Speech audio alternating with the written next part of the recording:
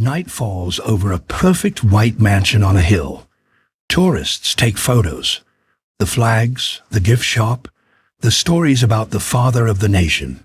But this is the tragic story of Mount Vernon, George Washington's slave-built mansion. Because behind those bright rooms and green lawns once stood locked cabins, whips, chains, and people whose names most visitors never hear. Men, women, and children who built the stairs, cut the stone, cooked the food, and slept on cold floors after 16 hours of work. George Washington wrote about freedom, rights, and a new nation, while writing lists of the people he owned, like numbers in a notebook. Some tried to escape this hill. Some were punished here. Some lie in unmarked graves just a short walk from the pretty front door. Today, school buses arrive. Guides talk about great men and great history. But how do you tell the story of a hero whose house was built on slavery? And the hardest question is this: can a mansion built on stolen lives ever be just a beautiful landmark? If you enjoy deep investigations into Gilded Age architecture and the families who built it, please like, subscribe, and tell me in the comments which house to explore next. Your support makes these detailed stories possible. Chapter 1. Welcome to America's most famous house. Your support makes these detailed stories possible, and today we need that support more than ever. Because the story we are about to tell is not simple. It is not comfortable. But it is true. Dawn breaks over the Potomac River. Mist rises from the water, soft and silver, drifting across a landscape that has witnessed more than 2.5 centuries of American history. On a hill overlooking the river sits a white mansion with a distinctive red roof and a long piazza facing the water. Mount Vernon. For many people, the most famous private home in America. Every year, approximately 1 million visitors walk these grounds. They come from every state and from dozens of countries. School buses line the parking lot each spring. Families pose for photographs on the bowling green. Tour guides speak in practiced, reverent tones about leadership, character, and the founding of a nation. The house itself seems designed to inspire that reverence. The east-facing porch stretches nearly the full length of the building, offering wide views of the river that George Washington loved. A cupola crowns the roof, topped with a dove of peace as a weather vane. Inside, rooms display period furniture, original paint colors painstakingly restored, and artifacts that once belonged to the Washington family. Visitors often describe the experience as walking into history. The phrase appears in reviews and in social media posts. Mount Vernon looks like a carefully prepared movie set of American greatness. The manicured lawns, the geometric gardens, the white wooden columns. Everything suggests order, beauty. And the steady hand of a man presented as someone who built a nation. But there is another truth the postcard view does not show. Walk past the mansion, away from the main tour route, and you find a different Mount Vernon. Down a narrow path, partially hidden by trees, sits a small clearing. A simple stone marker stands there, placed in 1929. It reads, "In memory of the many faithful colored servants of the Washington family buried at Mount Vernon from 1760 to 1860. The language tells you something about how this story was told for a long time. Faithful, servants, words that soften and obscure, words that turn a system of ownership and control into the illusion of a loyal household staff. The reality was this: more than 300 enslaved people lived and worked at Mount Vernon during George Washington's lifetime. They were not servants. They were property. Human beings listed in plantation ledgers alongside livestock and farm equipment. Men, women, and children who could be bought, sold, punished, or separated from their families at the will of their owner. And their owner was George Washington. Commander of the Continental Army, First President of the United States, the man whose face appears on the $1 bill and whose name marks the nation's capital, the father of his country. This is the paradox at the heart of Mount Vernon. The same hands that helped turn the ideals of the American Revolution into reality also signed documents purchasing human beings. The same mind that strategized victory over British rule also calculated how to extract the maximum possible labor from people who had no freedom of their own. For most of Mount Vernon's history as a public site, this paradox was managed through silence or through careful euphemism. Tour guides spoke of workers and household staff. Interpretive materials focused on Washington's military genius and political wisdom. The enslaved community, their names, their families, their daily routines, their skills, their fears, their suffering, existed mostly in the margins. In recent decades, this has begun to change. Modern scholarship has recovered hundreds of names from Washington's meticulous records. Archaeological excavations have revealed the foundations of slave quarters, the remnants of personal belongings, the physical evidence of lives lived under bondage. Descendants of Mount Vernon's enslaved community have shared family histories passed down through generations. Today, visitors can walk through reconstructed slave quarters. They can view exhibits dedicated to the lives of specific enslaved individuals. They can stand in that cemetery clearing and learn that it likely contains the remains of dozens, perhaps hundreds, of people whose individual graves were never marked. Yet even with these additions, attention remains. Mount Vernon still functions primarily as a shrine to George Washington. The mansion still dominates the landscape. The gift shop still sells miniature busts and commemorative coins. Children still hear the cherry tree story, even though it was almost certainly invented by an early biographer. How do we hold both truths at once? How do we honor what was genuinely revolutionary about the American founding, while also acknowledging the brutal system that made places like Mount Vernon possible?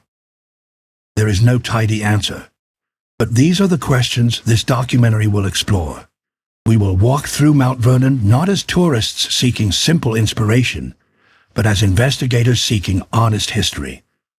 We will examine the records that Washington kept, the letters he wrote, the decisions he made. We will meet, as best we can across the distance of centuries, the enslaved people who built his fortune and maintained his home. We will trace what happened to them and to their descendants after Washington's death, and we will ask what it means to visit Mount Vernon today. What do we owe to the dead? What do we owe to truth? What do we owe to ourselves? As inheritors of a history that is both glorious and shameful, the Potomac keeps flowing past the hill. The mansion keeps standing.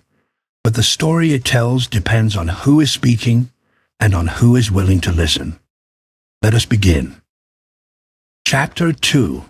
The Missing Names on the Perfect Tour. The standard Mount Vernon tour takes approximately 45 minutes. Visitors move through the mansion in small groups, guided by staff members trained to narrate the life of George Washington. The route is carefully designed so that each room reveals another facet of the man: his military career, his political philosophy, his taste in furniture, his relationship with Martha. The tour begins in the central passage, a wide hallway that cuts through the middle of the house. Here, guides explain how Washington expanded the original structure, turning a modest farmhouse into the grand residence visitors see today. The walls display a key to the Bastille, a gift from the Marquis de Lafayette. In this space, visitors hear about the famous guests who walked these floorboards: Thomas Jefferson, Alexander Hamilton, and the French general who helped secure victory in the Revolution. From there, the route proceeds through the West Parlor, the small dining room, and the large dining room where Washington entertained dignitaries. Each space is presented as a chapter in a story of refinement and hospitality. The guides point out the vivid green wallpaper, the imported mahogany furniture, the silver candlesticks that would have gleamed during evening gatherings. Upstairs, visitors step into Washington's study, where he managed his extensive correspondence and business affairs. They peer into bedrooms that housed family members and guests. They pause at the second-floor windows to admire the view of the Potomac, the same river panorama Washington saw each morning when he rose before dawn. Throughout this tour, certain words appear again and again. Innovation. Washington was an innovative farmer who experimented with crop rotation and new techniques. Discipline. He enforced strict discipline in both military and domestic life. Hospitality. Mount Vernon was famous for the generous stream of guests who were rarely turned away. Other words appear far less frequently, or not at all. The guides may mention servants or the enslaved people who worked here. The phrasing shifts from tour to tour. Some guides speak more directly than others, but in the flow of a 45-minute journey through 18 rooms, these references usually occupy only a few minutes. A brief acknowledgement, a transitional phrase between anecdotes. Then the group moves on to the next polished detail of Washington's greatness. This imbalance is not simply a matter of individual choice. Guides worked from scripts developed over many years. They have limited time and a packed storyline. Most visitors arrive expecting to learn about George Washington, and that expectation shapes what is emphasized and what is pushed to the edges. But consider what this structure teaches. A visitor who only takes the mansion tour spends 45 minutes orbiting a single figure. They learn his favorite color for walls. They learn which chair he preferred. They hear about his dentures, his height, his final illness. They do not learn the names of the people who polished that chair until it's shown. They do not learn who cooked the meals served in the dining room or who stood for hours over hot coals in the kitchen. They do not learn who washed Washington's clothes, tended his horses, or nursed his children and relatives through sickness. These people existed. They lived on the same property, walked the same paths, and breathed the same humid Virginia air. They laughed, worried, argued, and dreamed. Yet in the traditional tour, they are treated like ghosts, felt but rarely seen, present only as absence, mentioned as a category, almost never as individuals, with names and stories. The mansion tour ends at the gift shop. Here visitors can purchase books, souvenirs, and reproductions.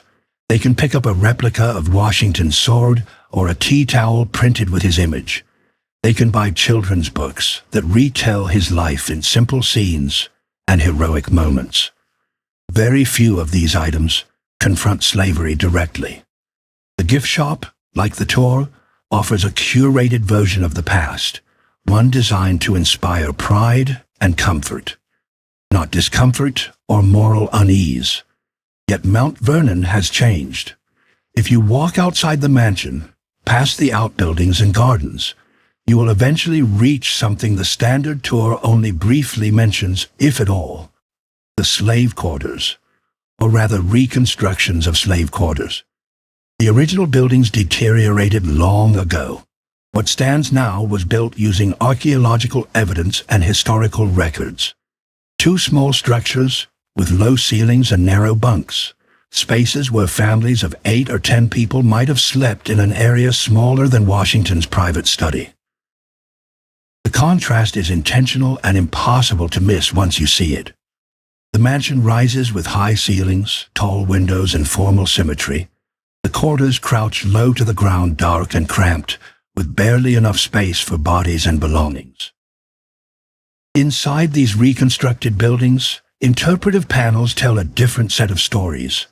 Here visitors encounter names: Caroline, Hercules, Ona Judge, Christopher Shields, people with specialized skills in cooking, carpentry, and agriculture, people with relationships, hopes, fears, and sorrows, people who resisted their bondage in ways both dramatic and quiet, by escaping, by negotiating, by holding families together under constant threat. This second tour exists. It is open to anyone who looks for it. but it demands more from the visitor. It requires extra steps, extra time, and a willingness to leave the comfortable narrative of the big house and step into a space built around exploitation and control. Many visitors never make that walk. They see the mansion, pose for their photographs, browse the gift shop, and leave with the story they expected to hear. Washington the hero, Mount Vernon the shrine, America the beautiful and uncomplicated. But the other story waits. It has always waited. It lingers in the reconstructed quarters. It lies in the archaeological sites still being excavated. It hides in the archives where Washington's own records list human beings, alongside tools and livestock, line after line in neat handwriting. And it lingers in that small clearing with the simple stone marker, the cemetery where enslaved people were buried without individual graves, without carved headstones, without the formal dignity of the elaborate tomb that shelters Washington and Martha. The question, then, is not whether this story exists. The question is whether we choose to hear it, and whether we are willing to let it change the way we see this perfect tour and this famous house. Chapter 3. From Hilltop Farm to Plantation Machine. To understand Mount Vernon as it existed in Washington's time, we first have to see how it grew. The grand estate visitors walk through today did not appear overnight. It evolved across decades, expanding in size and complexity with each passing year.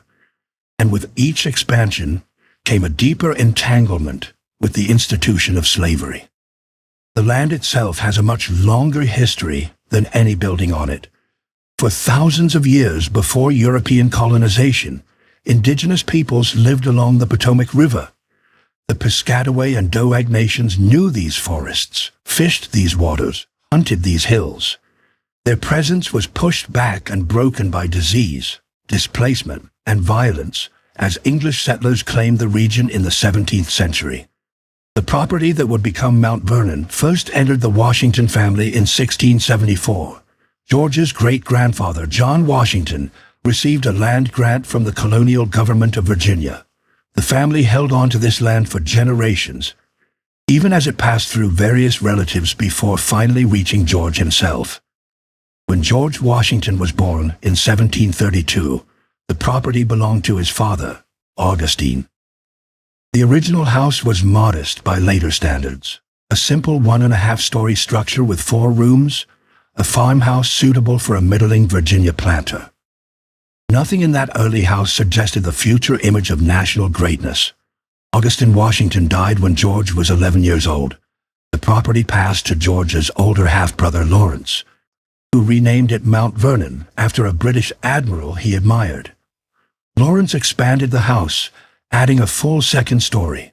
He also expanded the enslaved workforce, recognizing that Virginia tobacco farming required large amounts of labor. George Washington took control of Mount Vernon in 1761, after Lawrence's death and the later death of Lawrence's widow. He was 29 years old. He had already served as a military officer in the French and Indian War. He had already begun to form the ambitions that would shape his life. What he inherited was substantial, but not extraordinary. Approximately 2,000 acres of land, a house that was comfortable but not grand, and roughly 18 enslaved people whose labor made the property function.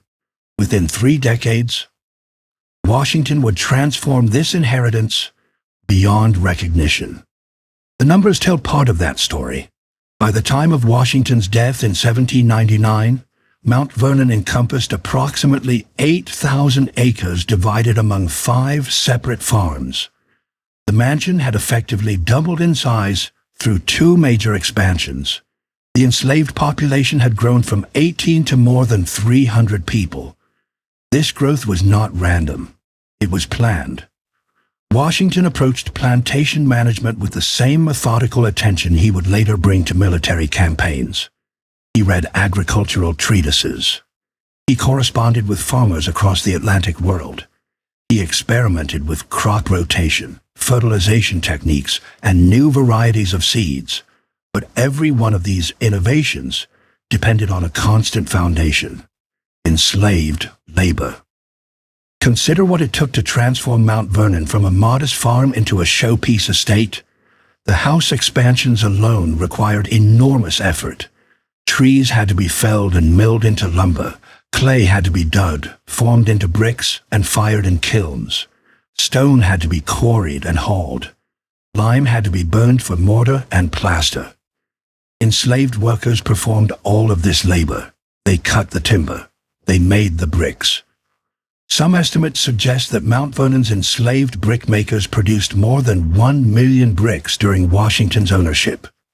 Each brick was formed by hand, dried in the sun, stacked in kilns, and fired for days. Back-breaking work carried out in summer heat and winter cold. Inside the house, enslaved carpenters crafted the woodwork that visitors admire today: the carved stair rails, the paneled walls, the decorative moldings. These were not simple tasks. They required years of training and considerable skill. Yet the craftsmen who created them received no wages, no public recognition, and no freedom. Beyond construction, the daily operation of Mount Vernon demanded constant labor. The 5 farms produced wheat, corn, and other crops that needed planting, hoeing, harvesting, and processing. Livestock required feeding, watering, and care. Fences had to be mended. Tools had to be repaired and sharpened. The mansion itself was a complex household that relied on dozens of workers. Cooks prepared meals for the Washington family and for the seemingly endless stream of guests. House servants cleaned rooms, washed linens, hauled water, and emptied chamber pots. Stable hands cared for horses. Gardeners maintained the elaborate grounds that displayed Washington's wealth and taste to visitors. Washington recorded all of this with meticulous care.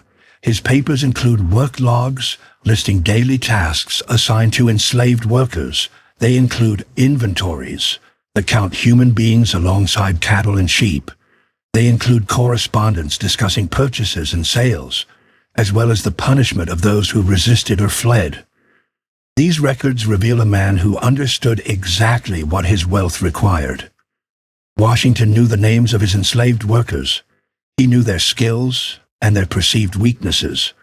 He tracked their productivity with the same attention he gave to crop yields and livestock breeding.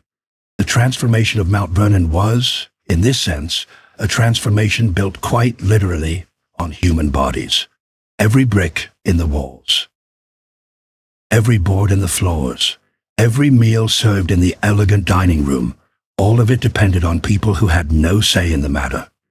The estate grew more beautiful to outside eyes. The mansion grew more impressive. Washington grew more wealthy and more famous. But that growth had a cost. And that cost was measured in stolen lives and years of forced labor that turned a hilltop farm into a finely tuned plantation machine. Chapter 4. George Washington. 2 lives in 1 man. The man who built this empire of land and labor remains one of history's most complicated figures. George Washington often appears in American memory as a marble statue, literally. His likeness stands in stone and bronze across the nation. Monuments, memorials, and currency present a face of calm authority, the father of his country, the indispensable man. But marble does not show contradiction, and contradiction defined Washington's relationship with slavery from beginning to end. Consider the public Washington, commander of the Continental Army, leading ragged troops against what was then the world's greatest military power. President of the Constitutional Convention, guiding fractious delegates toward a new form of government. First President of the United States, establishing precedents that would shape the office for centuries. This Washington spoke often and eloquently about liberty. He risked his life for independence. He voluntarily surrendered power when he could have held it indefinitely, a choice that astonished observers accustomed to rulers who clung to authority until death. Now consider the private Washington, owner of human beings, manager of a labor system built on coercion and violence, a man who tracked his enslaved workers with the same cool attention he gave to military logistics and crop reports. These two Washingtons inhabited the same body. They wrote with the same hand. They made decisions that shaped both a nation's ideals and hundreds of individual lives lived in bondage. The historical record shows that Washington understood this contradiction. He did not ignore it. In letters to friends and associates, he expressed discomfort with slavery. He called it a moral evil. He wrote about hoping it would eventually disappear from American society. In the year 1786, he wrote to a friend, "I never mean, unless some particular circumstance should compel me to it, to possess another slave by purchase, it being among my first wishes to see some plan adopted by which slavery in this country may be abolished by law." Those words suggest a man troubled by the system that enriched him, a man who recognized the gap between revolutionary ideals and plantation reality. But words are easy, actions reveal more. During the very years when Washington expressed these private doubts, Mount Vernon's enslaved population continued to grow. Not primarily through purchases, Washington largely kept his pledge to avoid buying more people, but through birth. Children born to enslaved mothers inherited their mother's status. This was Virginia law. This was the mechanism by which slavery renewed itself generation after generation. Washington benefited directly from this system, even as he criticized it on paper. Each child born at Mount Vernon represented future labor, future value, future wealth that could be passed down.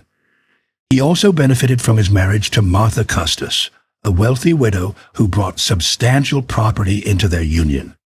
This property included enslaved people, dozens of them, who were legally designated as dour slaves. They belonged to the Custis estate and were held in trust for Martha's children from her first marriage. Washington controlled their labor but could not legally free them.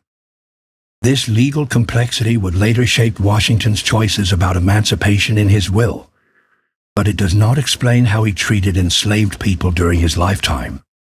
The surviving records show a master who demanded productivity, worked logs, tracked daily tasks with almost military precision. Enslaved workers who failed to meet expectations faced consequences. Washington authorized whipping for a range of perceived offenses. He approved the sale of troublesome individuals to the Caribbean, a fate widely understood as a near-certain death sentence, given the brutal conditions on sugar plantations. He also pursued those who escaped. When an enslaved woman named Ona Judge fled from the presidential household in Philadelphia in the year 1796, Washington spent years attempting to recapture her. He used intermediaries to avoid public embarrassment. He offered deals. He made threats. Ona Judge remained free, living in New Hampshire until her death decades later. But Washington never stopped considering her as property and never accepted her decision as legitimate. This pursuit reveals something important. Washington's private doubts about slavery did not translate into recognition of enslaved people's right to freedom. He could question the institution in letters to friends while simultaneously hunting a woman who had simply claimed the liberty he celebrated in public life. The contradiction deepens when we examine his presidency. Washington served 2 terms from 1789 to 1797. During this period, the nation's capital moved from New York to Philadelphia. Pennsylvania law granted freedom to enslaved people who resided in the state for 6 continuous months. Washington found a way around that law.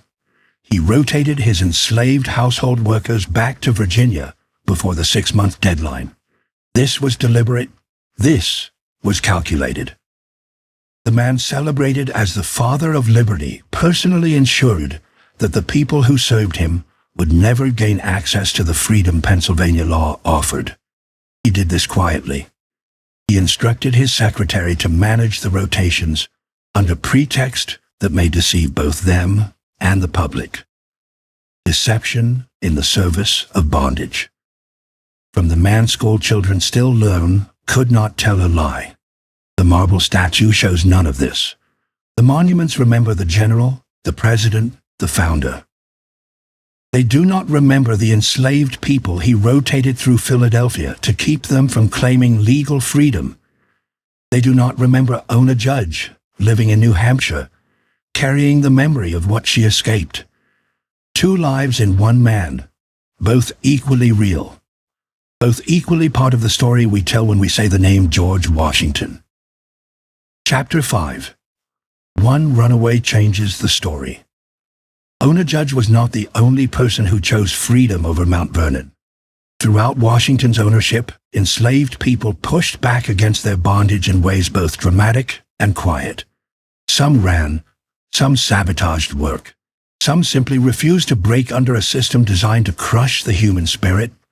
But certain stories cut through the historical record with particular force.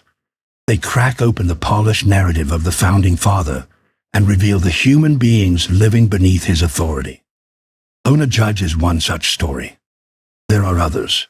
Consider Hercules, the enslaved chef who commanded Washington's kitchen. His life shows both the complexity of slavery at Mount Vernon and the clear, simple human desire not to be owned. Hercules was not an ordinary enslaved worker. He possessed extraordinary culinary skill that made him invaluable to the Washington household. He prepared elaborate meals for presidential guests. He managed a kitchen staff. He created dishes that impressed diplomats and dignitaries from around the world who sat at Washington's table. His talent brought privileges rarely available to enslaved people. Washington allowed Hercules to sell kitchen scraps for his own profit. This arrangement let him accumulate money and purchase fine clothing.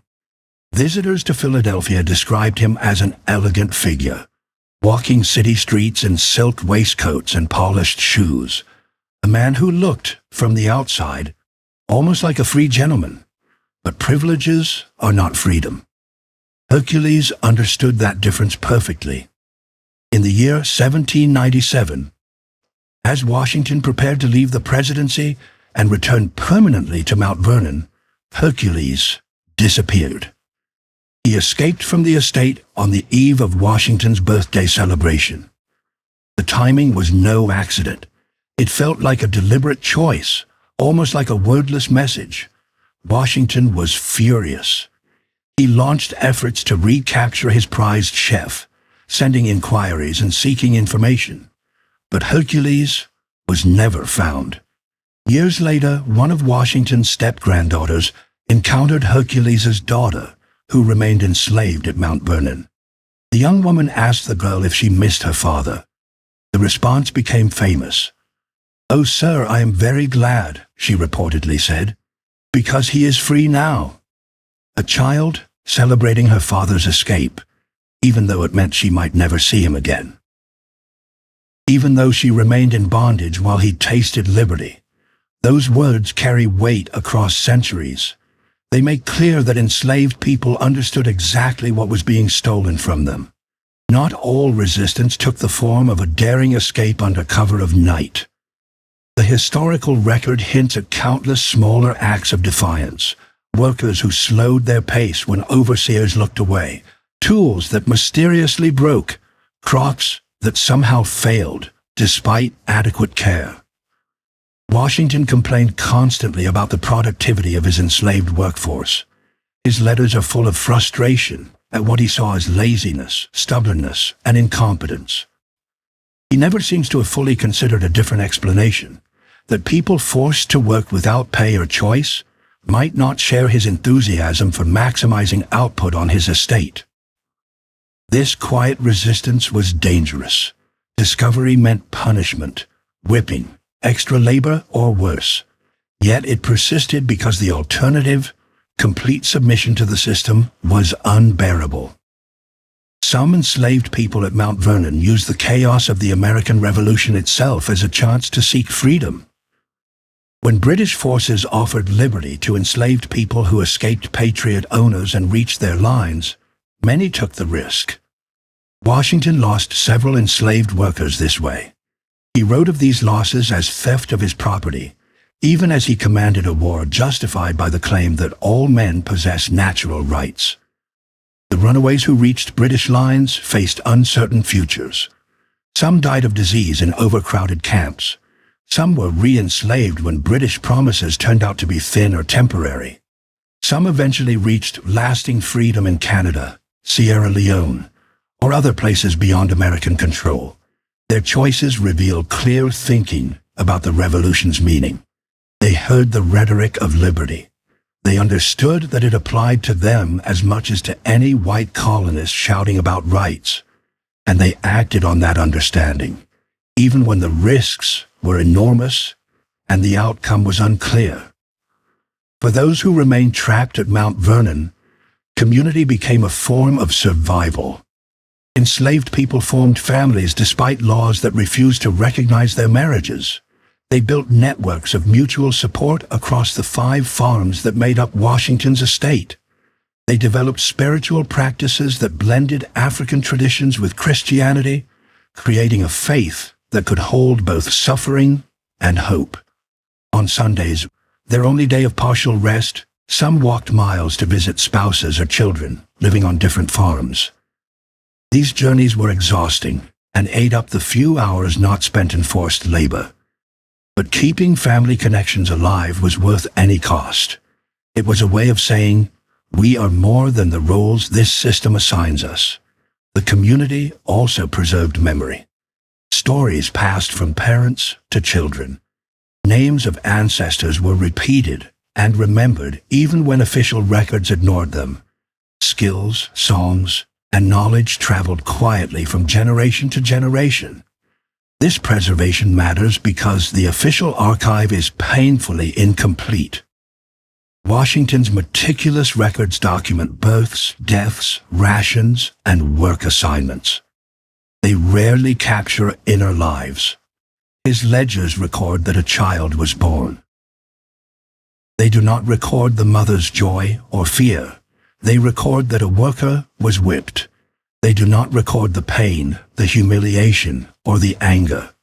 The stories that enslaved people told each other filled those gaps. Some of those stories survived, carried in families who eventually gained freedom and passed the memories onward. Others disappeared when communities were broken apart, when people were sold or died before they could share what they knew. What remains is still enough to destroy the idea that Mount Vernon's enslaved population was a collection of passive, voiceless victims. They were people who loved, fought, worried, hoped, and resisted.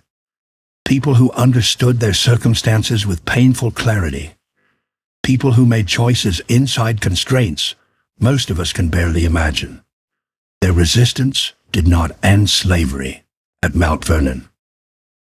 It did not bring down the system that held them, but it preserved something essential: their humanity, their sense of self, their refusal to be only what the plantation ledger said they were.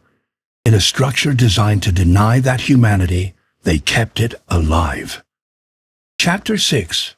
The Engine Behind the Mansion. Understanding resistance requires understanding what exactly was being resisted.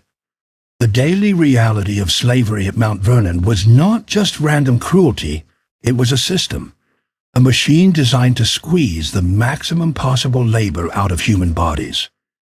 Every beautiful room in the mansion, every acre of productive farmland, every dollar of Washington's considerable wealth depended on that machine running smoothly. Mount Vernon was not a single farm. It was 5 interconnected plantations spread across roughly 8,000 acres. Each farm had its own overseers, its own workforce, its own daily rhythm. Mansion House farms surrounded the main residence.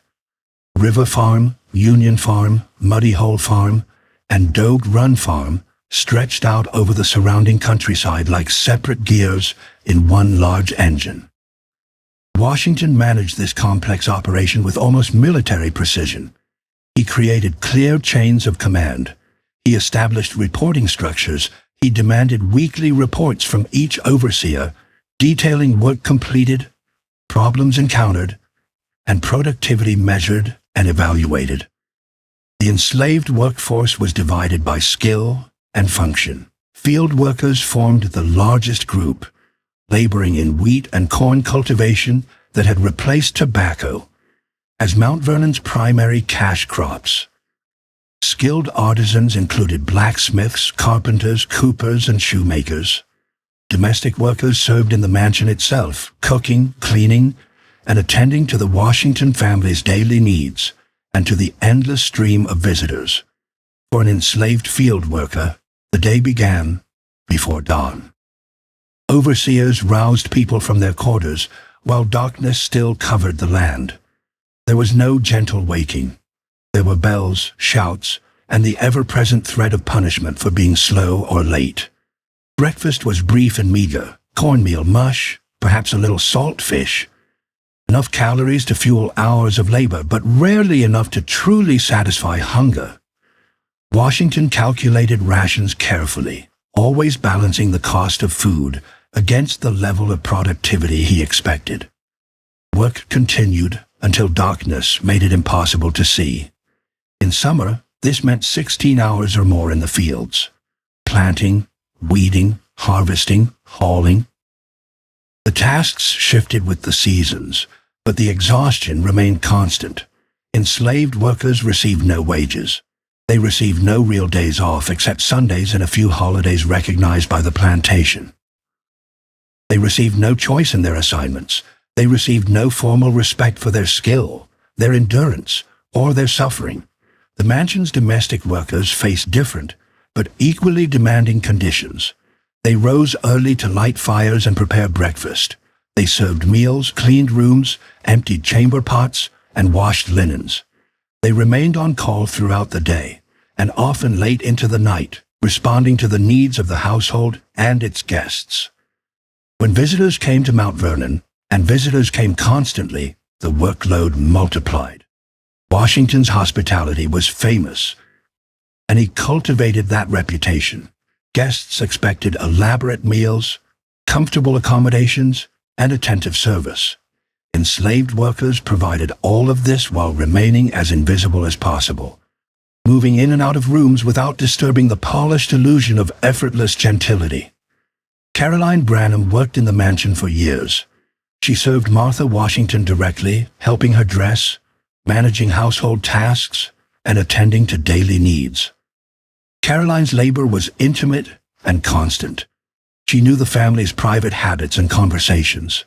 She stood in the room for moments of joy and crisis alike.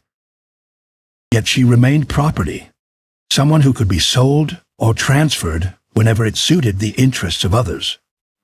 The skilled artisans occupied a complicated position within this system. Their abilities gave them a kind of value that unskilled workers did not have. A trained blacksmith or carpenter represented years of investment and experience. Washington could not easily replace such workers, which sometimes translated into slightly better food, clothing, or living conditions. But skill was not freedom. Skill meant being too valuable to sell, not free to leave.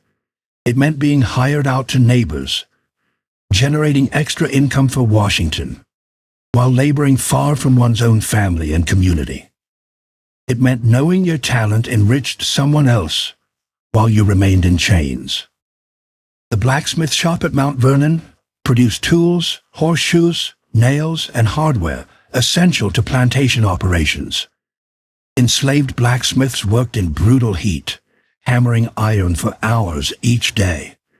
Their products built and maintained the estate, yet their names appeared only in work logs and inventories, never on plaques or in public praise.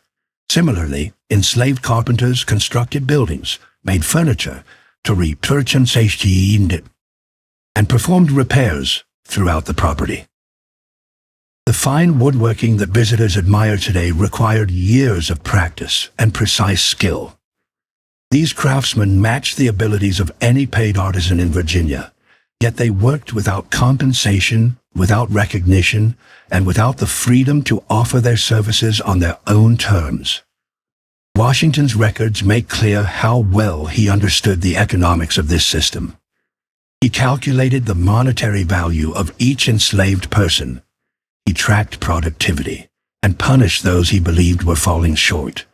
He understood that his wealth depended on extracting labor while avoiding the costs of wages and voluntary contracts. The numbers are stark. At the time of Washington's death, his estate was valued at over $500,000.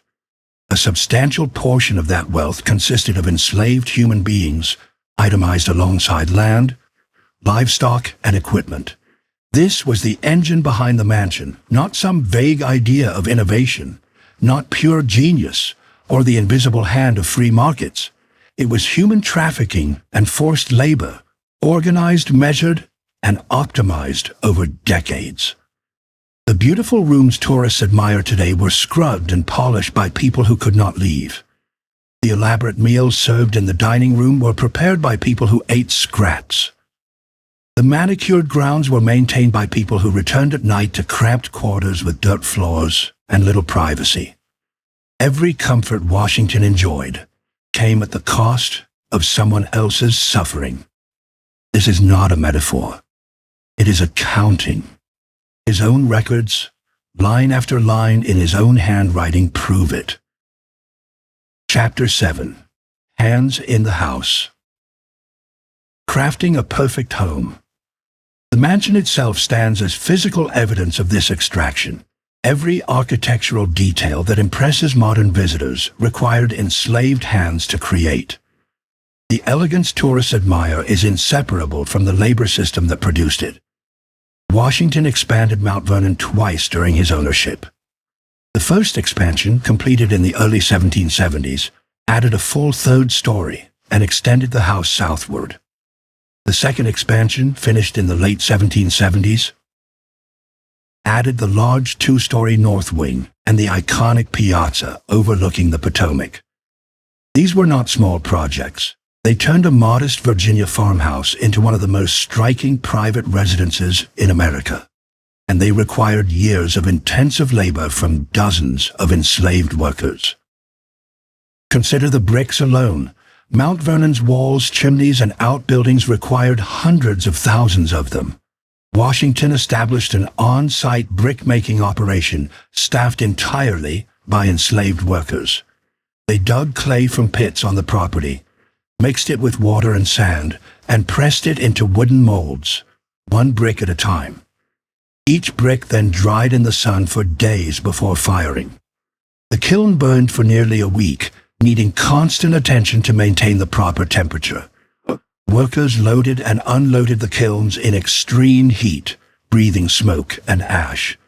They stacked finished bricks and hauled them to construction sites across the estate. Estimates suggest that Mount Vernon's enslaved brick makers produced well over 1 million bricks during Washington's lifetime. 1 million individual units, each formed and handled by human hands. The number staggers the imagination.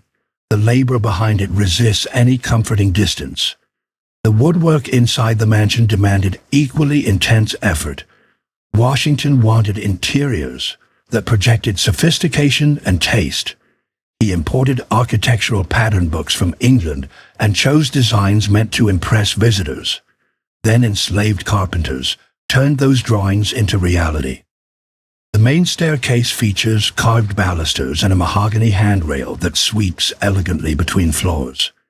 Each baluster was turned on a lathe, shaped into a matching curve. The handrail required careful joinery to create a smooth, continuous line. Work like this takes years of training and a precise eye. Enslaved carpenters at Mount Vernon possessed that training and that eye. They crafted window frames, door casings, chair rails, and decorative moldings throughout the house. They built furniture when imported pieces proved too expensive. They repaired damage from storms, hard use, and the constant movement of guests and servants through the rooms. Their names appear only occasionally in Washington's records. Lists of workers show who was assigned to the carpenters' gang and which projects they completed. But the records rarely acknowledge their skill. They track labor and materials. They do not praise the craftsmanship that still fills every room. The plastered walls and ceilings posed another technical challenge. Plastering meant mixing lime, Weimus sand, and animal hair into a workable compound, then applying it in multiple layers that had to cure properly between coats. The decorative ceiling in the large dining room, with its elaborate moldings, demanded particular expertise and timing. Enslaved plasterers created these surfaces. They worked on scaffolding in tight spaces, lifting heavy wet plaster overhead until their arms ached. They smoothed and shaped material that dried quickly, leaving little room for hesitation or error. The flawless walls and ceilings visitors see today represent countless hours of demanding, repetitive labor. Even the mansion's exterior involved significant craft. Washington wanted the wooden siding to resemble stone, a fashionable look that required specialized treatment. Enslaved workers applied multiple coats of paint mixed with sand, then scored the surface to imitate masonry joints. This technique, called rustication, fooled many visitors into believing Mount Vernon was built of stone. The illusion required constant upkeep. Every few years, workers reapplied the sand paint mixture and rescored the lines. The appearance of effortless wealth demanded steady, invisible effort to sustain. Inside, enslaved workers maintained standards that matched the architecture. Floors had to be scrubbed regularly. Silver needed polishing. Brass hardware demanded buffing to hold its shine. Windows were washed. Linens were laundered and ironed. Fireplaces were cleared of ash and soot after each use. Martha Washington supervised this domestic operation with exacting precision. She expected rooms to meet strict standards of order and cleanliness. She inspected work herself and corrected anything that did not meet her expectations. Her manner combined the surface charm of Southern gentility with absolute authority over the people who served her. The contrast between appearance and reality was stark. Visitors to Mount Vernon praised its elegance and order. They admired the tasteful furnishings and spotless rooms. They complimented the Washingtons on their beautiful home and their generous hospitality. They rarely named the enslaved workers who made that beauty possible. When they mentioned them at all, it was with the casual dismissal common in slaveholding society. Servants, attendants, help. People whose labor was assumed, whose presence dissolved into the background, whose humanity was ignored. Today, historians work to bring those workers back into focus. Archaeological excavations have uncovered tools, personal items, and living spaces that reveal fragments of daily life. Archival research has linked names and ledgers to specific skills and projects, reconnecting individuals to the work they performed. But the mansion itself remains the most powerful evidence. Every brick laid, every board carved, every surface polished. The hands that created this carefully crafted perfection belonged to people who could never fully enjoy it. People who slept in cramped quarters, while guests stretched out in spacious bedrooms. People who built a monument to someone else's greatness, and then slipped back into the shadows so the monument would appear effortless. Chapter 8. Families on a knife's edge. Behind the statistics and labor records lived human beings who loved each other. They formed families inside a system built to deny them even that basic right. They raised children knowing those children could be taken at any moment. They built relationships that slaveholders could sever with a single decision and a single signature. Virginia law did not recognize marriages between enslaved people. A wedding ceremony might take place performed by an enslaved preacher or simply mocked by the community. Vows were spoken, prayers were said, but the union carried no legal weight. Either spouse could be sold, transferred, or hired out with no regard for the bond between them. At Mount Vernon, the structure of the estate made family life even more fragile. The 5 farms stretched across miles of countryside. An enslaved man working at Dog Run Farm might marry a woman living at Mansion House Farm. They would see each other only on Sundays, if nothing interfered. The walk between farms could take hours, eating up most of their single day of partial rest. Washington's records document these scattered families without acknowledging their emotional reality. Ledgers note that a particular worker has a spouse on another farm. They list who belongs where. They do not record the longing, the worry, the quiet counting of days until the next Sunday. They do not record the fear that illness, punishment, or sale might end those visits forever. Children brought joy and terror in equal measure. Joy, because parenthood is a human instinct that survived even here. Terror, because enslaved children inherited their mother's status. A baby born at Mount Vernon was born into bondage, destined for a lifetime of forced labor unless something extraordinary intervened. The first cry of a newborn contained both celebration and dread. Parents taught their children survival skills that free families never needed to consider. How to avoid attracting the overseer's attention. How to read a mood from a single look. How to endure punishment without begging in ways that might make things worse. How to keep a sense of self when every rule, every order, every insult tried to erase it. This was a curriculum of survival, passed from generation to generation. The threat of separation hung over every family like a constant storm cloud. Washington occasionally sold enslaved people, especially those he labeled troublesome. He also shifted workers among his 5 farms according to labor needs, sometimes splitting families in the process. And the dour slaves, who legally belonged to Martha's first husband's estate, faced additional uncertainty, since their fate would eventually be decided by the Custis heirs after Martha's death. Consider one family whose story survives in fragments across multiple documents. Frank Lee and his wife lived at Mount Vernon for decades, raising children who worked alongside them.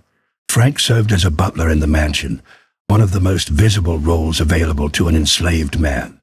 He wore fine livery and attended Washington's most important guests, moving through the house with practiced grace. But visibility did not mean security. Frank's children grew up knowing their family could be divided by death, debt, or decision at any time. They watched other families torn apart. They listened as whispered news spread that a husband had been sent to another farm, that a child had been sold away, that a mother had been hired out miles down the road. They understood that love offered no shield against the fundamental cruelty of the system. Some family separations appear in surviving paperwork. Others vanish into the silence that surrounds so much of enslaved life. A child sold to settle a debt. A spouse transferred to a distant relative's plantation. A parent dead from illness or exhaustion, leaving children to survive without them. The archive notes a decrease in numbers. It does not note the moment a child realizes they will never see a parent again. The emotional toll cannot be measured in ledgers. How do you quantify a mother's grief when her child is sold away? How do you calculate the damage done to children who watch a sibling dragged from the only home they know? The records track bodies and labor. They do not track broken hearts, sleepless nights, or the quiet tears shed after dark. Yet families persisted. They found ways to hold on to each other across distances and dangers. They created networks of information that carried news between farms and even between plantations. They held on to hope when hope looked irrational, because abandoning it entirely would have meant surrendering their sense of self. For many, religion offered both comfort and language for that hope. Enslaved people at Mount Vernon practiced Christianity, often blending it with African spiritual traditions preserved through memory and song. They gathered for worship on Sundays, singing hymns that spoke of deliverance and justice, identifying with stories of captivity and exodus. They prayed for freedom in this life, and if not in this life, then in the next. These gatherings served practical purposes as well. They created rare spaces where people could speak more freely, share news, and check on relatives. They strengthened community bonds that helped individuals endure the harshest moments. Within these circles of prayer and song, enslaved people could exist as full human beings, not just as units of labor watched by overseers. Music and storytelling filled the little time that remained. Songs passed down from African ancestors mingled with new verses shaped by American bondage. Stories preserved histories that official records ignored, tales of resistance, of escape, of earlier generations. Elders taught children who they were and where they came from, protecting identity against a system trying to erase it. Small acts of care sustained family bonds day after day. A mother, saving part of her meager rations for a hungry child. A father walking miles on Sunday just to hold his children for a few hours. Grandparents taking on extra tasks so younger adults could rest. A friend sharing medicine or herbs when someone fell sick. These acts of love were also acts of resistance. The system wanted enslaved people to be interchangeable, nameless units of labor. Families insisted on their individuality, their relationships, their history. Every marriage celebrated, every child cherished, every nickname, every inside joke was a quiet victory against dehumanization. Washington's records show that he understood the power of these family bonds. He sometimes used the threat of separation as a disciplinary weapon. He knew that selling a spouse or child was the ultimate punishment, more feared than whipping. That knowledge reveals something deeply uncomfortable about the man behind the marble monuments. He understood love, and he knew exactly how to turn it into a tool of control. Chapter 9. Liberty for a Nation, Not for the Plantation. The American Revolution promised transformation. Its rhetoric rang with phrases that sounded universal. All men are created equal. Unalienable rights, life, liberty, and the pursuit of happiness. Enslaved people across the colonies heard those words and understood exactly what they implied about their own lives. At Mount Vernon, the revolution arrived as both opportunity and uncertainty. In the year 1775, Washington left to command the Continental Army. He would not return permanently for roughly 8 years. During his absence, Martha managed the estate with the help of overseers and relatives. The enslaved workforce continued its labor, watching events unfold from a position of enforced silence. But silence did not mean ignorance. Enslaved people followed the war's progress through overheard conversations, rumor networks, and their own observations. They understood that a conflict between colonies and crown might tear holes in the system that held them.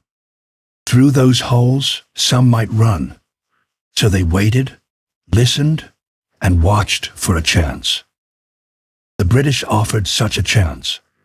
In November of 1775, Lord Dunmore, the royal governor of Virginia, issued a proclamation promising freedom to enslaved people who escaped Patriot owners and joined British forces.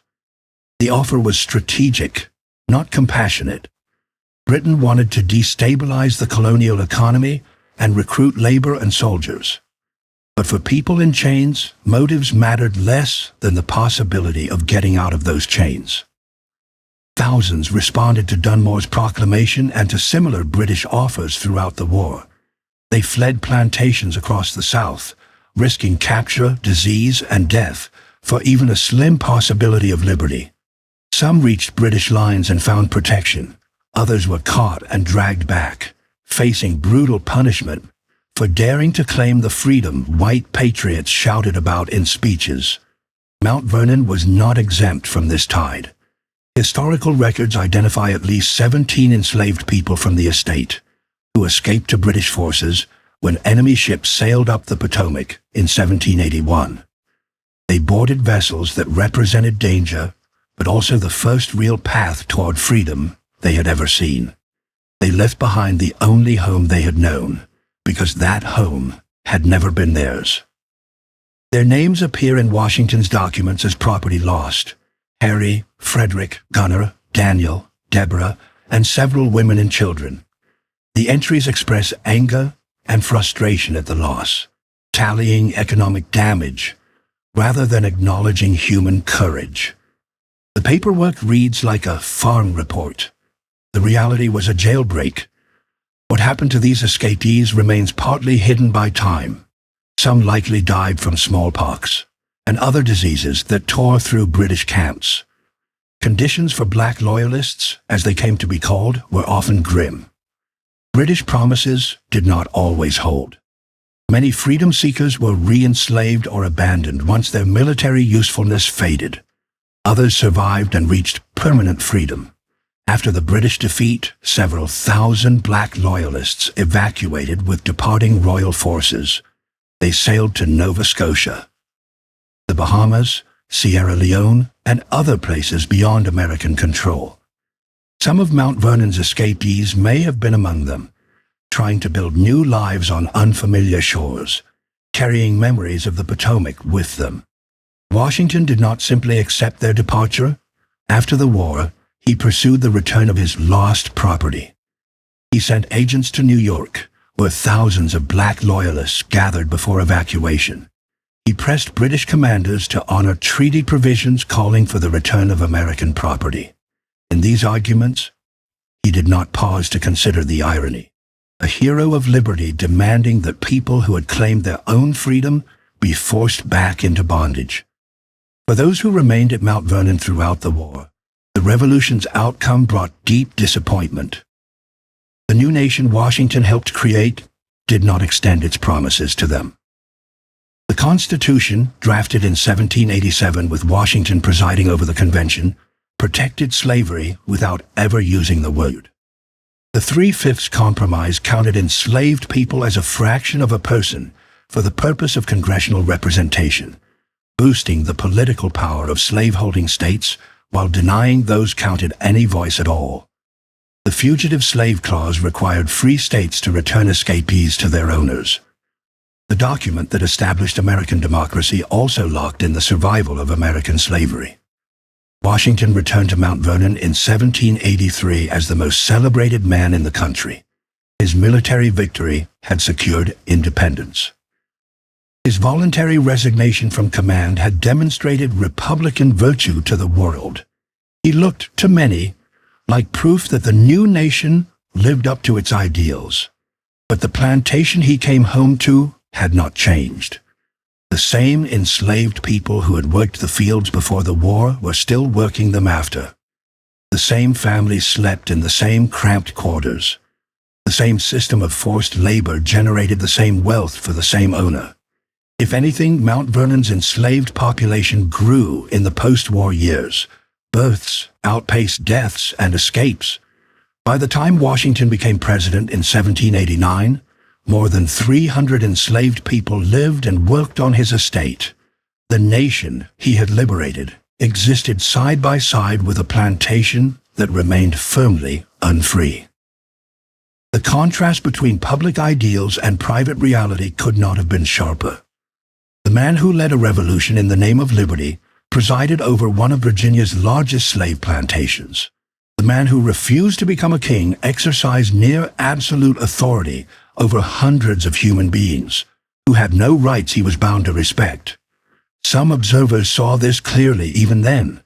Abolitionists in the North pointed to slave-holding founders as living proof of American hypocrisy. European visitors wrote home in disbelief that champions of liberty kept people in chains in their own households. Washington heard those criticisms. He felt their weight. His private letters show growing discomfort with slavery as an institution, and a sense that it could not last forever. But discomfort stayed largely on the page. It did not overturn the system at Mount Vernon. The estate continued to operate as it always had, a plantation built on bondage, organized for profit, sustained by stolen labor. The revolution changed America's political map. It changed flags, uniforms, and laws. It did not change Mount Vernon. Chapter 10. the will, the fire, and the broken circle. Washington's final years brought him face to face with the contradiction he had managed to sidestep for decades. His health declined after leaving the presidency in the year 1797. He returned to Mount Vernon knowing his remaining time was limited, and he began to think seriously about what would happen to the enslaved people he controlled after his death. The legal situation was complicated. Washington personally owned approximately 123 enslaved people. Another 40 or so were rented from a neighbor. The remaining majority, more than 150 men, women, and children, were dour slaves belonging to the Custis estate. He controlled their labor but could not legally free them. This distinction would shape everything that followed. In July of 1799, about 5 months before his death, Washington drafted his final will. It dealt with the usual matters of property and inheritance. But buried within the legal language was something unusual for a Virginia slaveholder of his era, a detailed provision for emancipation. He directed that the enslaved people he personally owned should be freed upon Martha's death. He specified that elderly or infirm individuals must be supported by his estate for the rest of their lives. He ordered that children without parents should be taught to read and write, then bound out to learn useful trades until they reached adulthood. The language shows real attention to the practicalities of freedom. Washington understood that simply declaring people free without resources or training would leave them in grave danger. On paper, at least, he tried to plan for their transition from bondage to liberty. One man received immediate freedom. William Lee, Washington's personal valet, who had served him throughout the Revolutionary War, was emancipated upon Washington's death rather than Martha's. The will recognized Lee's faithful services during the Revolutionary War and granted him an annual pension of $30 for the rest of his life. At first glance, this can look like a turning point. The father of the country, in his final legal act, choosing emancipation over perpetual bondage. A man who had spent a lifetime benefiting from slavery, finally aligning his private actions with his public ideals. But the reality was more complicated and more painful. The will could only free the people Washington legally owned. The dour slaves, the majority of Mount Vernon's enslaved population, remained property of the Custis estate. Their fate would be decided not by Washington, but by Martha's heirs after her death. That legal line cut straight through the community at Mount Vernon. Over decades on the estate, Washington's enslaved people and the Custis enslaved people had formed families together. Husbands married wives, parents raised children. Grandparents watched several generations grow up, but in the eyes of the law, these relatives belonged to different owners. When Washington's provisions took effect, some family members would become free, while others remained enslaved. A husband might be able to walk away from Mount Vernon while his wife and children stayed behind as someone else's property. A mother might gain liberty, but lose her sons and daughters to Custis heirs scattered across Virginia. Washington knew this would happen. His will admitted the problem openly. He wrote that he could not free the dour slaves, and that liberating only his own people would cause most painful sensations because of the family separations it would cause. He saw the wound coming and still chose a solution that guaranteed it. Martha Washington did not wait for her own death to act. In the year 1800, less than a year after George's passing, she implemented the Emancipation Clause and freed the people her husband had owned. Some accounts suggest she feared for her safety, worried that enslaved people promised future freedom might decide to hurry that future along. Other accounts emphasize her desire to honor his wishes without delay. Whatever her reasons, the emancipation happened. Approximately 123 people gained their legal freedom. They left Mount Vernon and stepped into an uncertain future as free black men, women, and children in a slaveholding republic. Some remained in the area, hiring themselves out as laborers or artisans. Others moved away, trying to put distance between themselves and the place where they had been owned. But the broken circle Washington had anticipated became real almost overnight. Families that had endured generations of bondage together were torn apart, not by a sale on an auction block, but by the uneven line of partial emancipation. A freed father could not legally take his enslaved children with him. A freed wife had no power to liberate her husband. Brothers and sisters found themselves on opposite sides of a legal boundary they had no voice in drawing. The Custis heirs claimed their inheritance. The dour slaves were divided among multiple households, dispersed across Virginia and beyond. People who had shared cabins, meals, and memories for decades were scattered by estate settlements and marriage portions. For many, this was the final separation, the moment when even the thin thread of Sunday visits and shared worship snapped. Some of those separated family members never saw one another again. For them, freedom for one branch of the family meant permanent loss for another.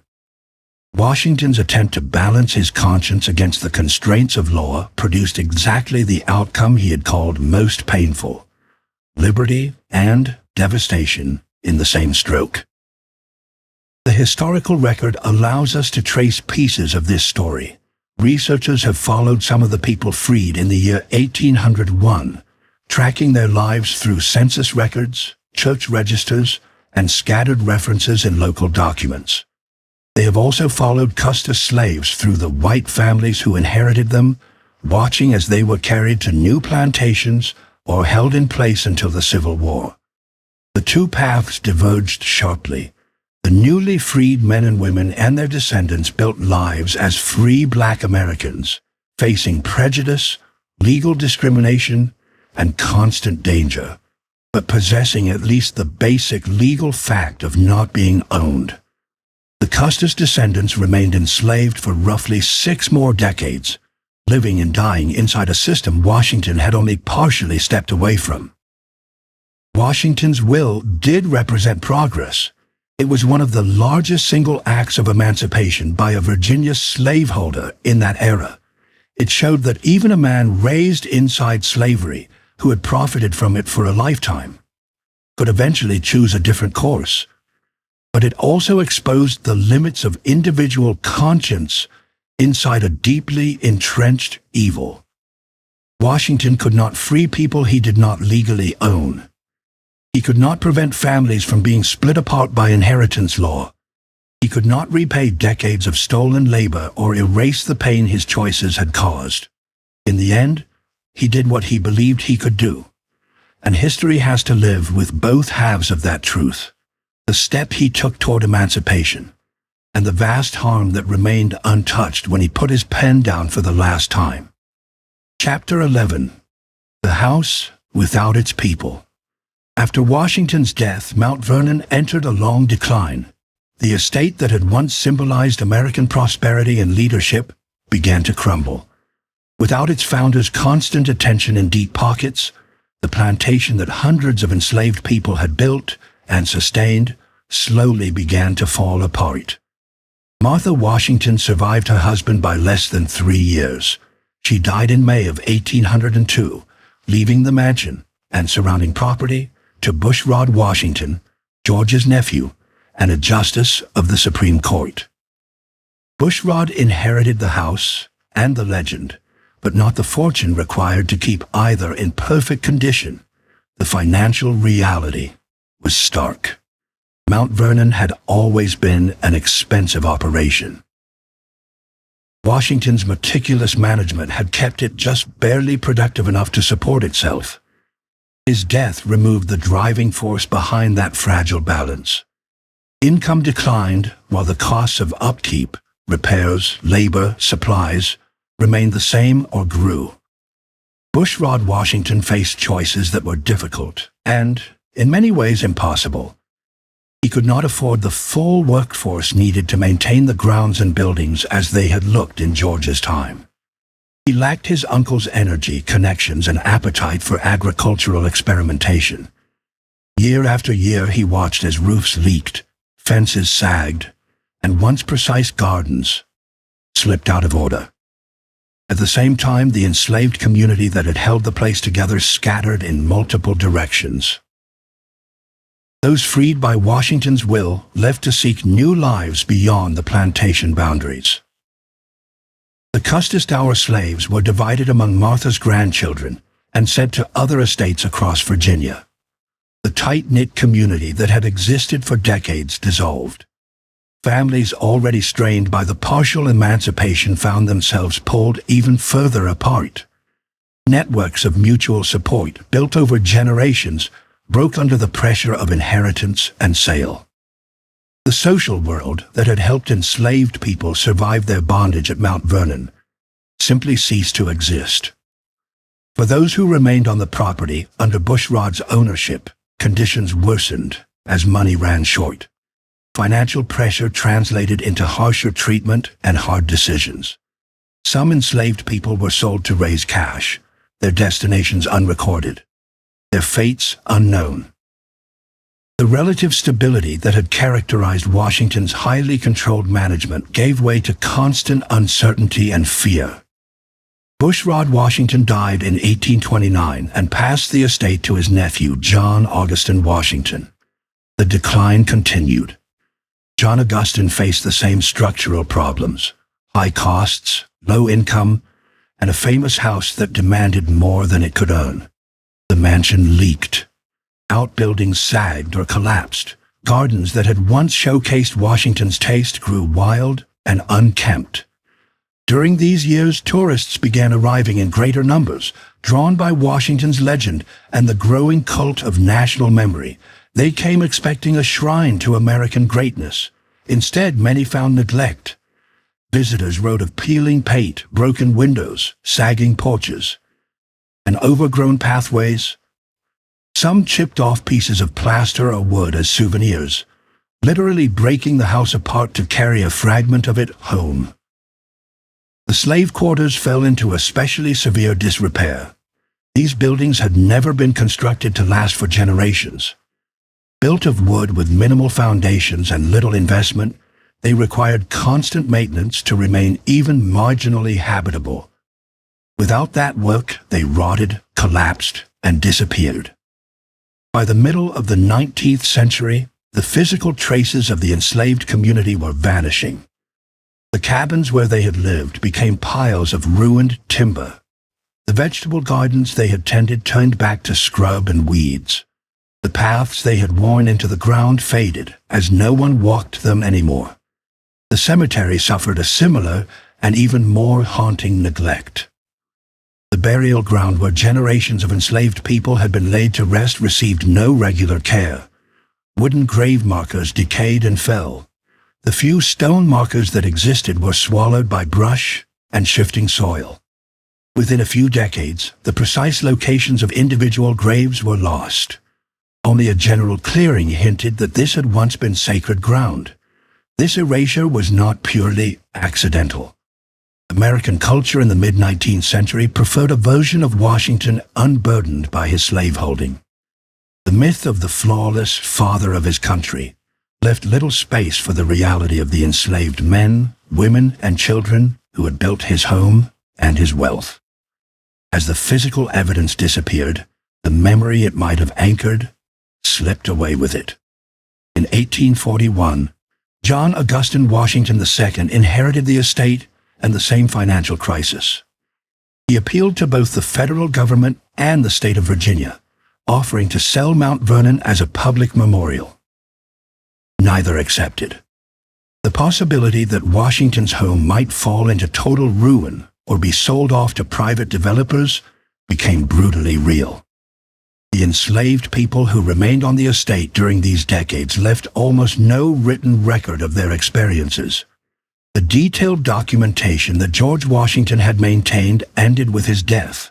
His successors kept fewer and thinner records. Individual lives that might have been traceable through earlier account books vanished into historical silence. But little we can reconstruct points to hardship. Shrinking resources meant smaller rations and poorer clothing. Crumbling buildings meant leaky roofs, drafty walls, and dangerous structures. The sale of people to generate funds meant a constant background terror. At any moment, a relative could be taken away. The community that had built Mount Vernon watched it crumble around them. They had laid the bricks, carved the woodwork, planted the trees, and kept the paths neat. Now they were forced to watch as rain, neglect, and souvenir-hungry visitors destroyed what their own hands had made. No diary records their feelings, no letter describes their anger or grief, but it is hard not to imagine the bitter irony. By the 1850s, Mount Vernon stood on the brink of complete collapse. The mansion was structurally compromised. Most of the original outbuildings were gone. The grounds that had once impressed visitors with their symmetry and beauty now showed only erosion, weeds, and decay. The enslaved cemetery had become almost invisible. Thick vegetation covered the clearing. The simple stone marker placed years earlier stood nearly alone, acknowledging a community without naming its members. Hundreds of people lay in unmarked graves, their individual resting places erased by time and neglect. The house without its people was dying, and the people themselves, the ones who built it, sustained it, and made it function, were being pushed out of the story, one collapsed building and one forgotten grave at a time. Chapter 12. Ladies to the Rescue. But which story? Salvation came from an unexpected direction. In the year 1853, a South Carolina woman named Louisa Cunningham traveled by steamboat past Mount Vernon. The sight of the decaying mansion shocked her. Peeling paint, sagging roofs, broken fences. This was the home of George Washington. That evening she wrote to her daughter, Anne Pamela Cunningham, describing the shame of allowing Washington's house to sink into ruin. Anne Pamela Cunningham was an unlikely savior for the estate. Chronic illness had left her largely housebound. She had no experience with public campaigns, no background in fundraising, no formal organization behind her. But her mother's letter did something powerful. It gave her a single, clear mission. That mission would occupy the rest of her life. From her bedroom, Cunningham began writing to newspapers across the South, appealing directly to women. Her articles spoke in the language of patriotism, sentimental duty, and respectable femininity. She called on the ladies of the South to rescue the home of the father of their country from neglect and national embarrassment.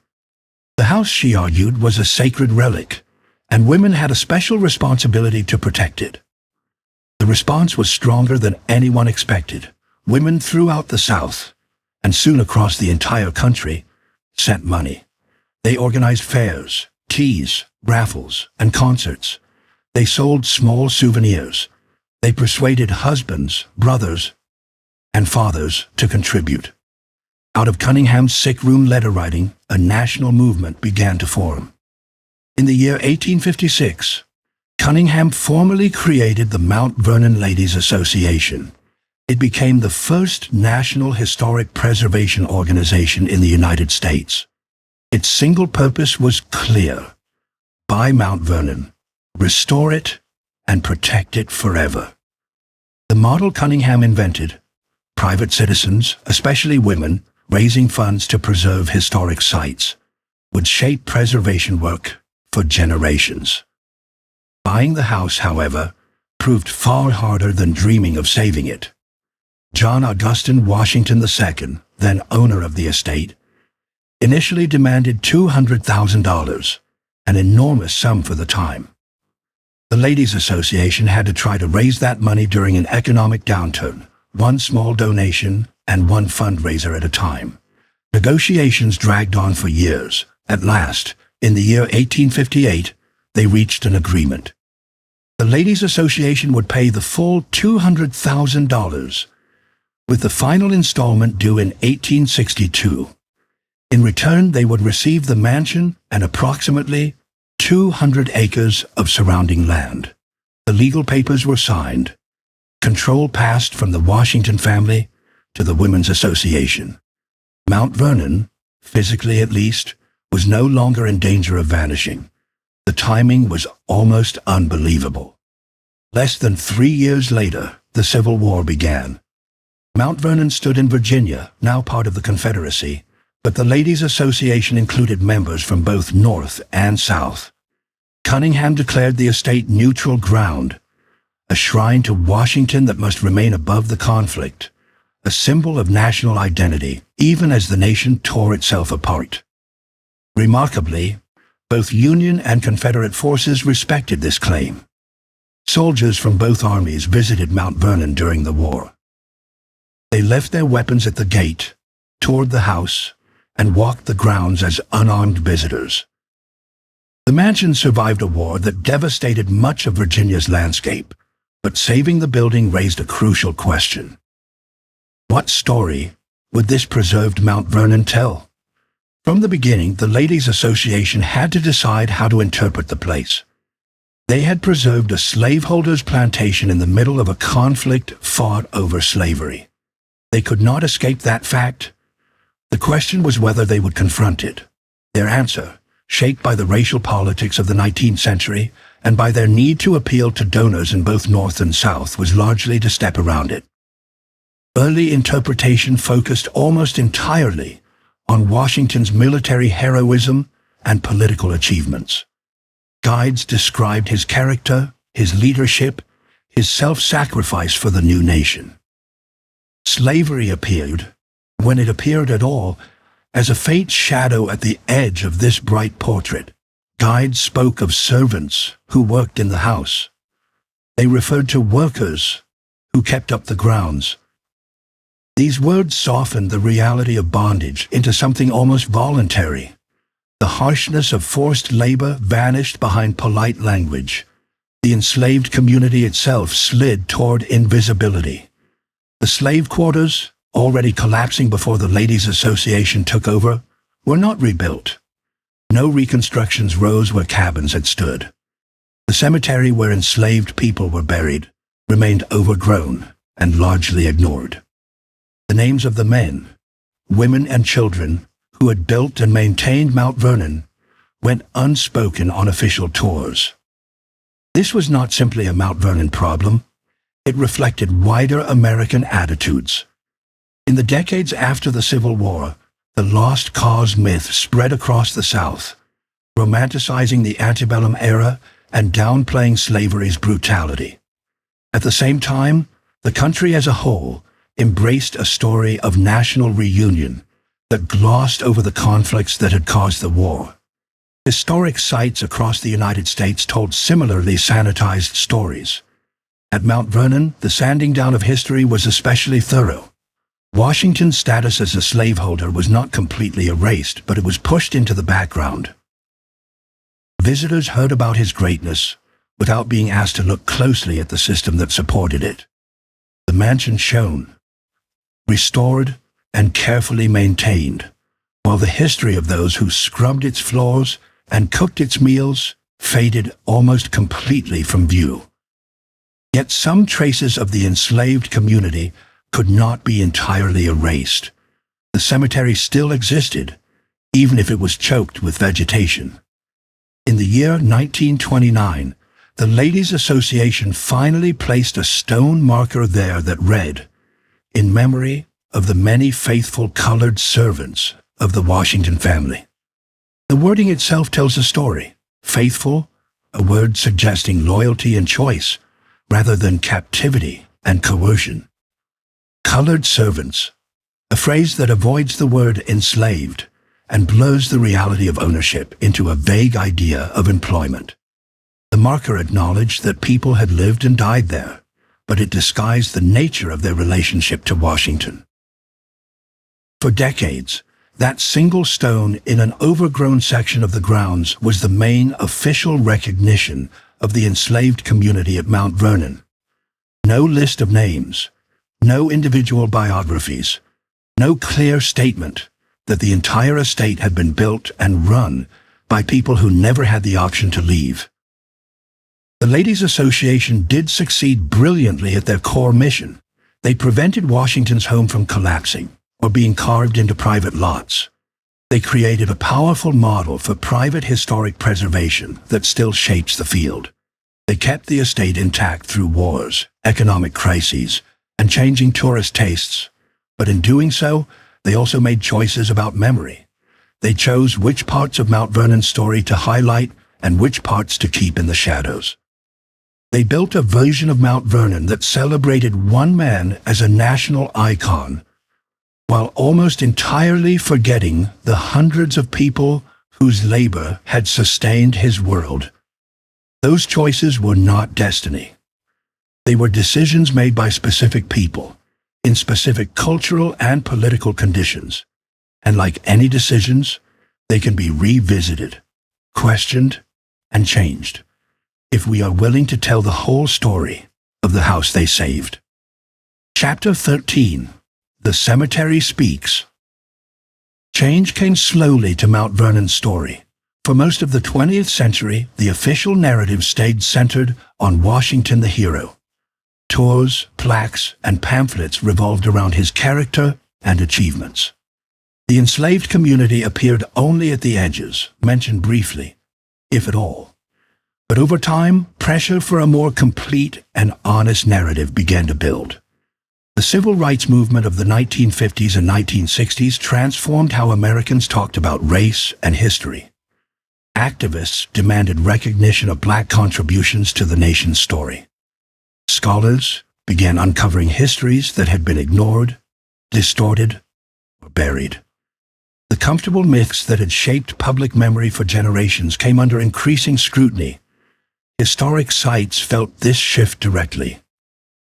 Places like Mount Vernon, which had long presented polished and simplified narratives, suddenly faced new questions from visitors. Where did the enslaved people live? What were their names? What work did they do? How can you tell Washington's story without telling theirs? The Mount Vernon Ladies' Association responded cautiously at first. Changes appeared in small, almost tentative steps. Tours and educational materials began to include the word enslaved instead of servants. Interpretive signs started to acknowledge that the estate's beauty and order rested on a system of forced labor. The old language did not vanish overnight, but fault lines in the old story had opened. Even with these adjustments, one place on the property carried a different weight from the beginning. The cemetery. That small, quiet clearing, neglected for so long, became the most powerful site of memory for those who wanted Mount Vernon to face its full history. In 1983, Mount Vernon held its first formal ceremony at the burial ground for enslaved people. Descendants of those who had been enslaved there gathered alongside historians, clergy, and community members. At last, names recovered from Washington's records were read aloud in the place where their bearers rested. Prayers were offered for ancestors whose individual graves could no longer be identified. That ceremony marked a turning point. For the first time, Mount Vernon officially acknowledged its responsibility to remember not only George Washington, but also the hundreds of men, women, and children who had served him without choice. The burial ground shifted from an awkward, half-hidden corner of the estate into a recognized sacred space. Archaeological work soon began to reveal what the written records could not. Researchers used ground-penetrating radar and other technologies to map the cemetery without disturbing it. They discovered that the burial ground was far larger than anyone had realized. The evidence suggested that dozens, perhaps more than 75 individuals, lay in unmarked graves beneath the soil. Each grave represented a person, someone who had lived, labored, loved, and suffered at Mount Vernon. Someone whose name might appear in Washington's meticulous ledgers, or whose identity had been lost even there. Someone who deserved more than silence. Archaeology extended beyond the cemetery as well. Excavations across the estate uncovered the foundations of slave quarters, traces of work yards and fragments of daily life, a broken clay pipe, a metal button, a shard of decorated pottery, small objects, but each one a direct link between the present and the people who had once lived on this ground. These physical discoveries pushed back against the simple, heroic narrative of Washington's greatness. They made it impossible to pretend the elegant mansion had ever existed alone. The ruins and artifacts showed that refined dining rooms and formal parlors had always stood beside cramped cabins and crowded workspaces, that fine meals in the big house depended on invisible labor in smoky kitchens and hot fields. The enslaved community became physically present again in ways that words on a brochure could never fully convey. Historians added another layer to this transformation. Researchers returned to Washington's papers with new questions, extracting every detail they could find about the enslaved people he owned and controlled. They traced family relationships across generations. They reconstructed work assignments, skills, illnesses, and punishments. They looked for the small details that turn a name on a list into a human life. This research recovered hundreds of names, not anonymous servants, but specific individuals. Hercules, the chef who used his position to plan and carry out an escape. Ona Judge, who fled the presidential household and refused all attempts to drag her back. Caroline Branham, who served Martha Washington inside the mansion for years. William Lee, who rode beside Washington throughout the Revolution. Every name recovered was a small victory against erasure. Every partial biography pieced together was an act of repair. Slowly, the people who had built and sustained Mount Vernon were restored to the story as people, not just as numbers in an inventory. Modern exhibits at Mount Vernon reflect this changed understanding.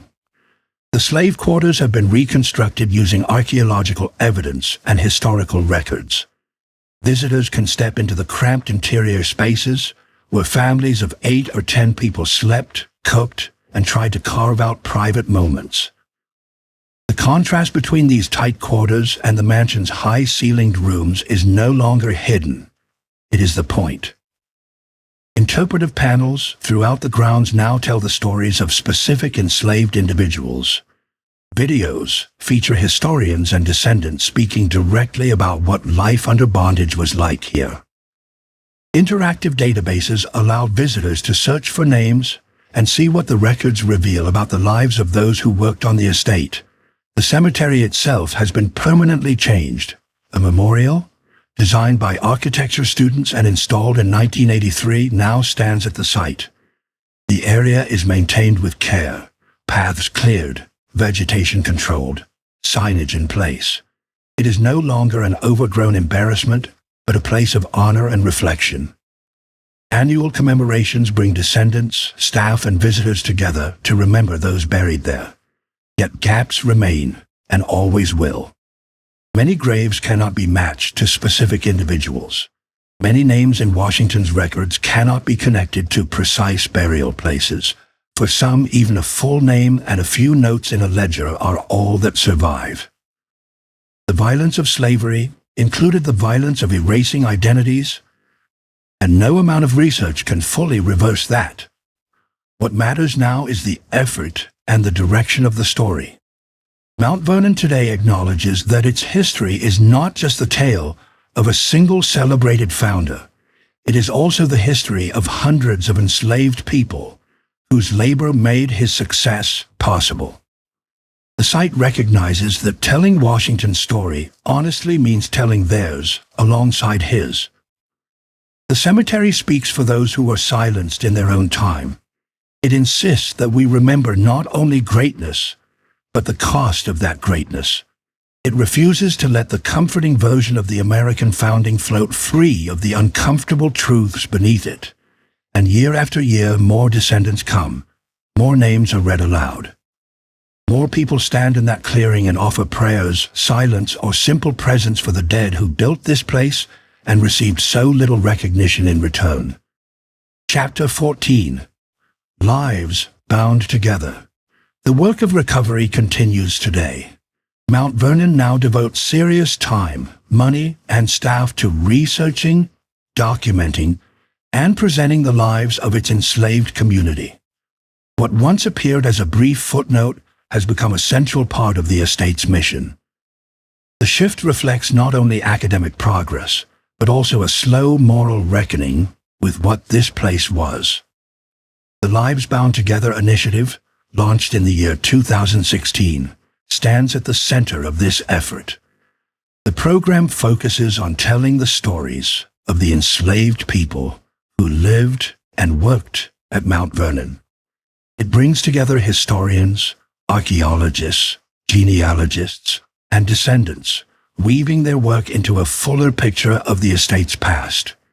The initiative's name captures something essential. The lives of the Washington family and the lives of the enslaved community were bound together in ways that cannot be separated without breaking the story. The wealth that financed the mansion came from enslaved labor. The comfort the Washingtons enjoyed depended on constant, unchosen service. To understand one side of that relationship, you have to look directly at the other. Modern visitors to Mount Vernon now encounter this intertwined history from the moment they arrive. The standard tour no longer centers only on Washington's achievements. It pauses for the people who made those achievements possible. It names them. It tells fragments of their lives alongside his. The reconstructed slave quarters provide the most visceral lesson. Visitors step into buildings modeled on archaeological evidence and historical descriptions. The ceilings press low. The spaces feel cramped. Wooden bunks line the walls where entire families would have slept shoulder to shoulder. Smoke, noise, and lack of privacy are easy to imagine. The contrast with the mansion is intentional and unsettling. A visitor who has just admired Washington's study, with its generous windows and polished furniture, suddenly stands in a room where 8 or 10 people once lived in a space smaller than that study. The physical experience communicates a truth that no plaque or lecture can fully deliver on its own. Inside these reconstructed quarters, interpretive materials focus on specific individuals.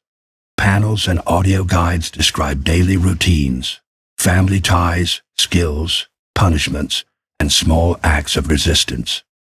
The faceless category of enslaved workers breaks apart into particular people with distinct lives. Technology has made this work even more accessible. Mount Vernon's website now includes a searchable database of enslaved individuals. Visitors can enter names, occupations, or family connections and see what the surviving records reveal. A teacher preparing a lesson can build it around real people rather than abstract numbers. A descendant searching for family roots can discover links that were hidden for generations.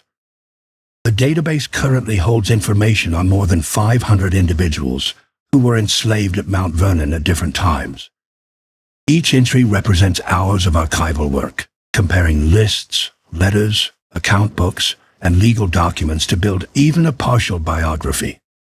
The research is ongoing, expanding as new sources and connections surface. Descendants are increasingly central to this process.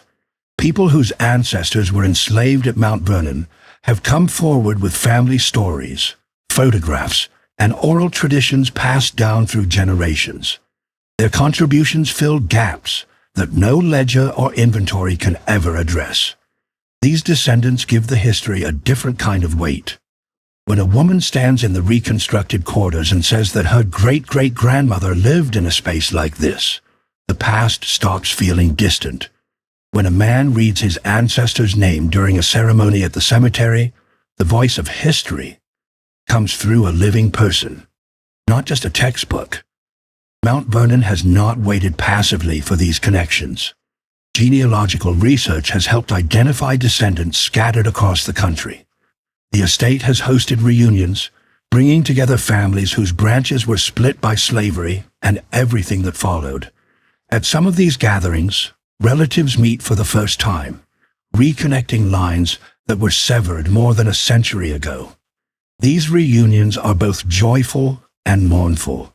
They celebrate the fact that families survived slavery, sale, separation, and decades of discrimination. They also mourn what was lost. Relationships broken, stories cut short, possibilities destroyed by laws that treated people as property. Educational programs have expanded in step with this new focus. School groups visiting Mount Vernon now learn about slavery as a central fact of the estate, not a side note to be mentioned in passing. Curriculum materials help teachers prepare students for what they will see and hear. The goal is not to shock for its own sake, but to offer a history that is honest, age-appropriate, and unwilling to lie. Special tours now focus specifically on the enslaved community. Visitors can choose experiences that center the lives of those who labored instead of those who owned.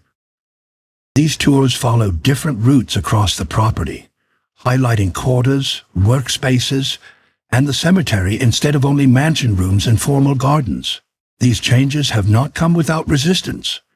Some visitors prefer the older version of the story, the uncomplicated hero tale that leaves out the hardest parts. They complain that attention to slavery diminishes Washington or spoils the inspiration they came for. They want a shrine, not a challenge. Mount Vernon has chosen a different path. The estate's leadership has decided that truthful history, even when it is uncomfortable, serves everyone better than myth. Understanding Washington in full means understanding the system that supported him. Celebrating American ideals means facing the times and places where the nation failed to live up to them. This approach now serves as a model for historic sites across the country.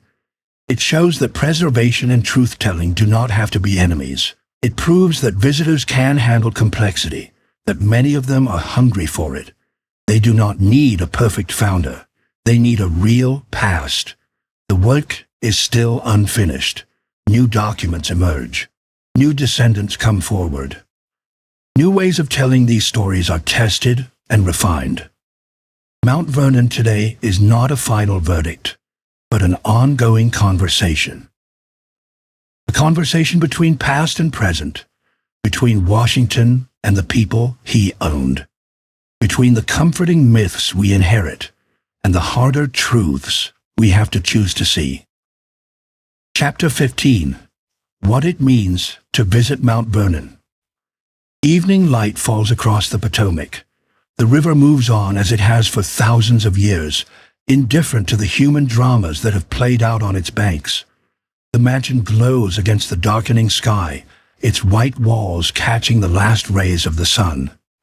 At dusk, Mount Vernon still looks like a painting of American greatness. But now we know more. We know what that painting leaves outside the frame. A visit to Mount Vernon today is not what it was 50 years ago. The tour has changed. The story has widened. The old silences have started to fill with voices that were pushed aside for generations. Walking these grounds now means meeting complexity, not just collecting patriotic inspiration. The mansion still impresses. The river view still makes you stop and stare. Washington's public achievements still matter. He led a revolution against an empire. He stepped away from power when he could have kept it. He helped create institutions that have lasted for centuries. And at the same time, he owned human beings. He bought and sold them. He pursued those who escaped. He built his wealth on their stolen labor. He slept under a fine roof while they slept in cramped quarters with dirt floors. Both truths stand. Neither erases the other. The challenge for modern visitors is to hold them together, to let the full weight of that contradiction press on us without reaching for an easy way out, without turning him into a saint, and without pretending that context alone excuses everything. The enslaved cemetery is where this reckoning feels most real. Stand in that small clearing as the light fades. Listen to the wind in the trees. Read the names that have been recovered. Picture the hundreds more whose names are gone. These were the people who built the stairs you climbed, who planted the fields you look over, who cooked the meals that once appeared in the elegant dining room. They made Mount Vernon possible. They deserved freedom. They deserved recognition. They deserved to have their stories told alongside the story of the man who claimed ownership over their lives. History is not meant to be comfortable. It is not a theme park built to reassure us. The past holds beauty and brutality in the same places, often in the same people. Mount Vernon shows this more clearly than almost any other site in America. If you ever visit, walk the grounds with your eyes open. See the mansion and the slave quarters. Spend time in the cemetery. Read about Washington and about Hercules, Ona Judge, Caroline Branham, William Lee, and so many others whose names we are still recovering. Let the contradictions stay unresolved for a while, instead of rushing to tidy them up. That is what it means to care about history honestly. Not to worship heroes or flatten villains, but to see human beings in their full complexity, shaped by their time, yet still responsible for the choices they made. The Potomac,